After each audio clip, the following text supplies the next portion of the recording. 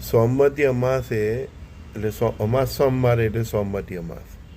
તો રવિવારે સાંજે જ તમે જે સોમવારે સવારે મંદિરમાં દીવા પ્રગટાવવાના હોય તે દીવા તૈયાર કરી દેવા.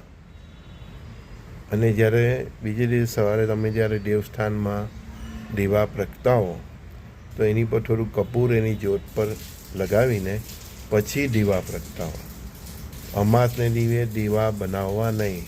એ બધા જ દીવા આગલે દિવસે રવિવારે જ બનાવી દેવા. આવું ગુરુની આજ્ઞા હતી અને અમે એ પ્રમાણે હાલમાં પણ કરીએ છીએ. વિશેષ કરીને સોમવતી અમાસમાં દિવસે આપણે મહાદેવને તમે જળ ચડાવો, થોડું ચપટી કાળા તલ નાખીને ગૌશાળા જઈ શકો. પછી તમારા જે ઈષ્ટદેવ હોય એનું નામ સ્મરણ કરો, કુળદેવીનું નામ સ્મરણ કરો. એ દિવસે જેટલી ભક્તિ કરીએ, જેટલી સેવા કરીએ, જેટલું દાન કરીએ એ ઓછું છે.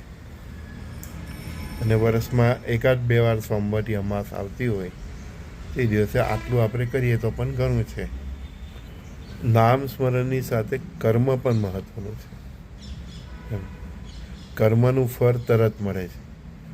નામ સ્મરણ તો કરોડો લાખો જપ થાય પછી એનો પ્રભાવ થતો હોય છે. હજારો જપ થાય પછી પ્રભાવ થતો હોય છે. તો ભક્તિ અલગ વસ્તુ છે, કર્મ અલગ વસ્તુ છે.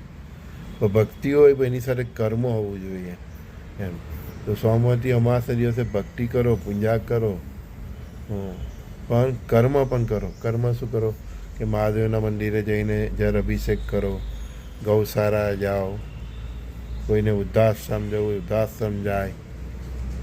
પેલા જે બાળકો હોય છે જે કંઈ કોઈને કંઈ ખોડ કાપડમાં એ લોકોની અંધજનની સ્કૂલ છે ક્યાં, તો તમે એવું કંઈ પણ ચેરિટી પણ કરી શકો એમ. સોમવતી અમાસના દિવસે ભક્તિ અને કર્મ બંને કરો.